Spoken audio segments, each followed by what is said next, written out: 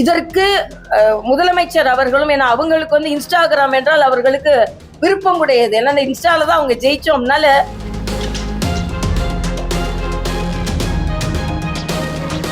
தென் தமிழகத்தில் இந்த ஜாதி பிரச்சனைகள், சாதி கலவரங்கள், சாதியை முன்னிறுத்தி நடக்கின்ற கலவரங்கள் அதிகமாகி இருக்கிறது, கூட்டங்கள் அதிகமாக இருக்கிறது, போராட்டங்கள் அதிகமாகி இருக்கிறது என்ற ஒரு தகவல் வந்திருக்கிறது. இதற்கு காரணம் இன்ஸ்டாகிராம்ல அவரவர்கள் ஜாதியை பற்றி மேன்மையாக எடுத்துக்கொள்வது, சொல்வது, இல்லை என்றால் இன்னொரு ஜாதியை குறைத்து மதிப்பிடுவது, இப்போன்ற கேஸ்ட் பிரைட், அதே நேரத்தில் கேஸ்ட் அப்போசிஷன், இது இன்ஸ்டாகிராம் மூலமாக பரவுகிறது என்று ஒரு அபாயகரமான செய்தி நமக்கு கிடைத்திருக்கிறது.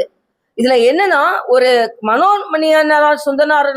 மனோன்மணியம் சுந்தரனார் பல்கலைக்கழகத்துல ஒரு ஆய்வு மேற்கொண்டதுல 50% மேலான 620ற்கு மேற்பட்ட கல்லூரி மாணவர்கள் 50% இன்ஸ்டாகிராம சாதிய பிரச்சனைகளுக்காக பயன்படுத்துகிறார்கள் என்ற ஒரு தகவல். தனது சாதியை பெருமையாக பேசுவது, இல்லை என்றால் இன்னொரு சாதியை குறைத்து பேசுவது, சாதிய கலவரங்களுக்கெல்லாம் முன்னால் கூட்டம் போடுவார்கள், ரகசிய கூட்டம் போடுவார்கள், பேரணிகள் நடத்துவார்கள். ஆனால் என்று எல்லாமே இன்ஸ்டாகிராம்ல முடிந்து விடுகிறது என்ற ஒரு தகவல் நமக்கு அதிர்ச்சி அளிக்கக்கூடியதாக இருக்கிறது. அதனால் இந்த இளைஞர்களிடம் பரவிக்கொண்டிருக்கின்ற இந்த சாதிய இன்ஸ்டாகிராம் கலாச்சாரம் தடுக்கப்பட வேண்டும்.